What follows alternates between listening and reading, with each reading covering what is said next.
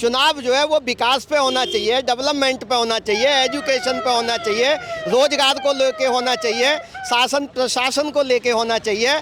और इसमें देखिए कोई दो राय नहीं है सर, ये मैं नहीं कह रहा हूँ, ये पूरे विश्व ने।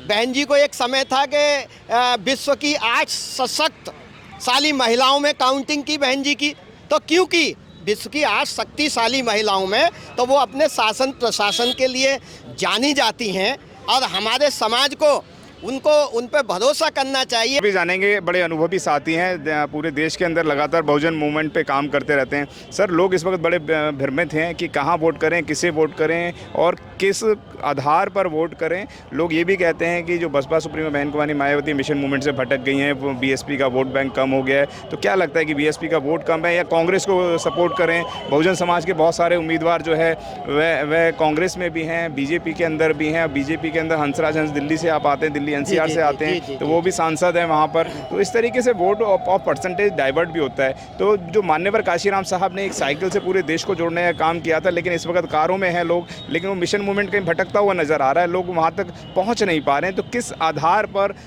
वोट करें? तमाम देश के लोग आपको देख रहे हैं, क्या कहना चाहेंगे?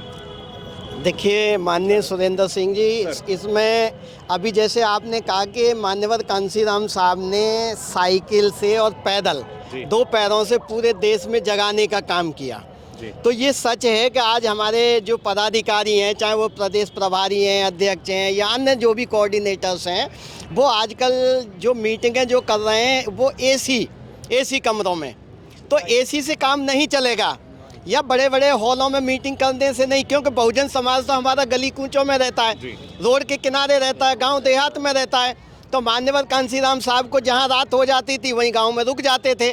तो ऐसी बहुजन समाज नहीं बना, तो हमें साहब के ट्रैक पे चलना पड़ेगा। और जो साहब की जो आइडियोलॉजी थी कि हम जाति तोड़ो समाज जोड़ो, बहुजन बनो और बहुजन हुक्मरान समाज बने, ये साहब का नारा था।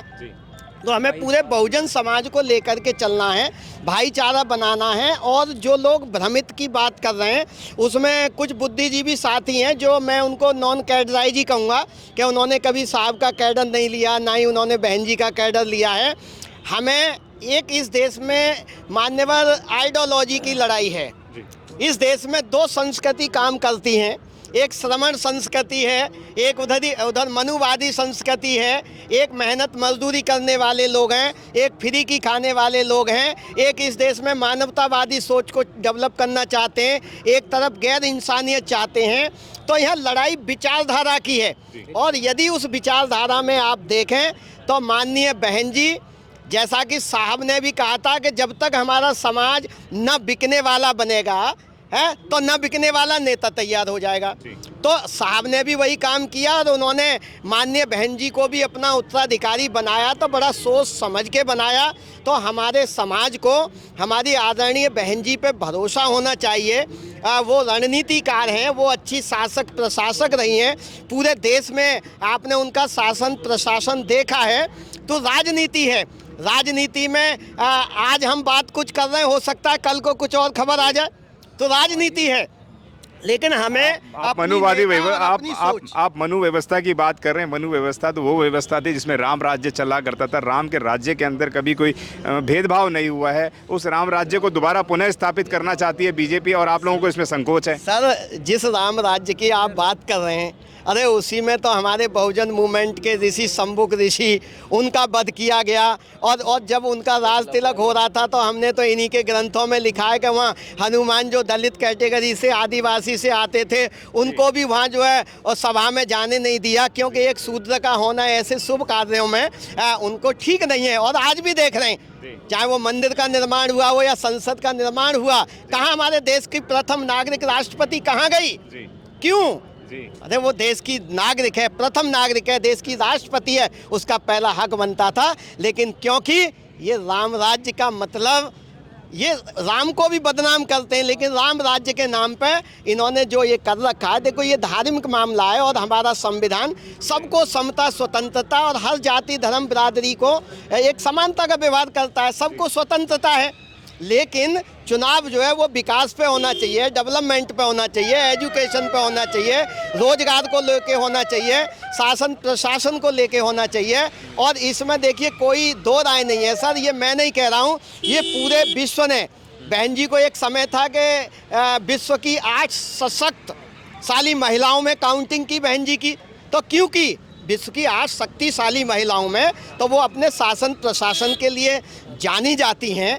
और हमारे समाज को उन पे भरोसा करना चाहिए। हाँ, ये मैं ज़रूर कहूँगा कि हमारे जो प्रभारी स्तर के लोग हैं उनको ये एसी में और 5 स्टार होटलों से निकल के गांव देहात में उन्हें जाना चाहिए और उन्हें ये नहीं देखना चाहिए कि ये हमारे वाइट कपड़े गंदे हो जाएंगे, क्योंकि हमारा समाज बहुजन समाज गली कूचे में और गरीबी की रोटी में आज भी रोजी रोटी के लिए है। लेकिन उसके अंदर एक ही जज्बा स्वाभिमान है। यहाँ दिल्ली एनसीआर के लोग तो हम पढ़े लिखे हैं, हम तो बहन जी में 10 क्वेश्चन मार्क करते हैं, पदाधिकारियों में करते हैं। लेकिन आज भी तुम गांव की महिला से, माँ बेटी से, हमारी ताई चाची से पूछो, यदि वो 90 साल की भी है तो कहती है कि भैया मुझे हाथी दिखा दे, हाथी का बटन दबेगा। तो आज भी वो हाथी के लिए इतनी समर्पित है, बहन जी के लिए। और आज आप यहाँ देखो, ये पार्क देख रहे हैं। मैं 2 लाइन बोलते हुए मैं अपनी बात को कहना चाह रहा हूँ कि ये इतना आलीशान पार्क देखा है भाई। आज साहब का जन्मदिन हम मना रहे हैं। यदि अगर साहब कांसी राम ना होते तो इस देश की सोती कौम जगी ना होती, और अगर इस देश की सोती कौम जगी ना होती तो आज पूरे भारत में जय भीम का डंका गूंजा ना होता। अगर साहब कांसी राम ना होते तो उनकी सोच, उनकी विचारधारा को आगे बढ़ाना है। और साहब का नारा था कि वोट हमारा राज तुम्हारा, नहीं चलेगा नहीं चलेगा।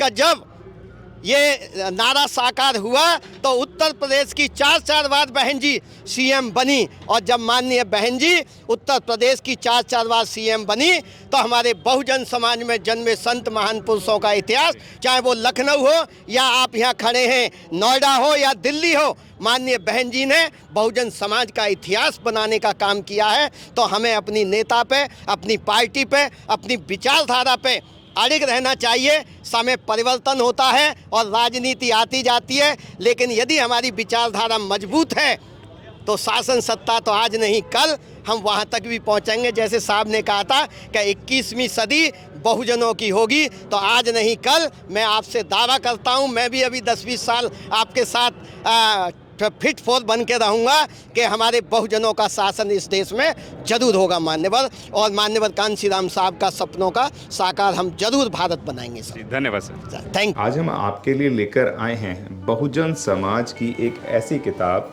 कहीं हम भूल ना जाएं, एक ऐसी ऐतिहासिक किताब है जिसके अंदर आपको ऑडियो वीडियो देखने को मिलना है। ये पहली बहुजन समाज की ऐतिहासिक किताब है जिसके अंदर आप वीडियो भी देख सकते हैं। अब किताब के अंदर कैसे वीडियो देख सकते हैं ये मैं आपको पहले दिखा दूं। आइए तो हम देखते हैं। सबसे पहले आपने करना ये काम है कि किसी भी पेज पर मोबाइल द्वारा आप गूगल पे जाएंगे और गूगल पे जाने के बाद आपको कैमरे का निशान नजर आता है। इस कैमरे पे आप क्लिक करेंगे तो ये QR कोड को स्कैन कर लेगा। स्कैन करने के बाद यहाँ पर आप देखेंगे ये लिंक आ गया। आप जैसे लिंक पर क्लिक करेंगे आपकी वीडियो चालू हो जाएगी, यानी कि आपको एक सटीक जानकारी मिलने वाली है, एक ऑथेंटिक जानकारी मिलने वाली है।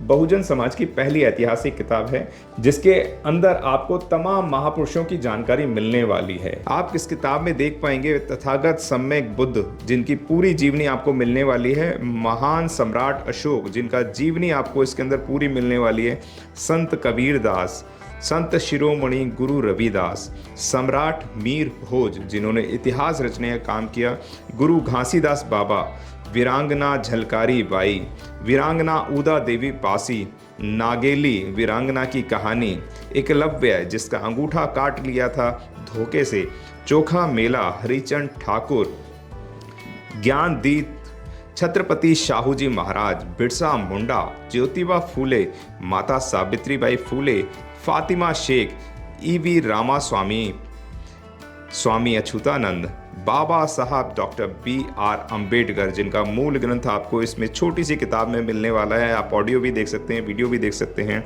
माता रमाबाई, मोतिया रावण कंगाली, सरदार उधम सिंह, ललई सिंह यादव, दशरथ मांझी, शिव दयाल सिंह चौरसिया, कपूरी ठाकुर, भवरी देवी, मान्यवर काशीराम साहब जिन्होंने इतिहास को दोबारा दोहराने का काम किया था, वीरांगना फूलन देवी, बहन कुमारी मायावती, संकल्प भूमि और पूना पैक्ट बहुजन समाज का एक मूल ग्रंथ यह आपके पास आ गया है और आप इसको बिल्कुल भी देरी ना करें। तो साथियों, अगर आप ये किताब मंगाना चाहते हैं तो डिस्क्रिप्शन बॉक्स में जो आप नंबर देख रहे हैं, इस नंबर पर आप हमें अपना ऑर्डर बुक करा सकते हैं। कितनी किताब आपको चाहिए? यदि आप चाहते हैं कि यह किताब पूरे भारतवर्ष में घर घर नजर आए तो आप इस वीडियो को ज़्यादा से ज़्यादा शेयर करें, लाइक करें, शेयर करें, अपने कमेंट हमारे सुझाव बॉक्स में ज़रूर दें और किताब को अपने घर पे मंगाना बिल्कुल भी ना भूलें। अगर आपने अभी तक हमारा चैनल सब्सक्राइब नहीं किया है तो सब्सक्राइब करें और घंटी का बटन बिल्कुल भी दबाना ना भूलें ताकि सभी लेटेस्ट खबरें पहुंच सकें आप पे सबसे पहले।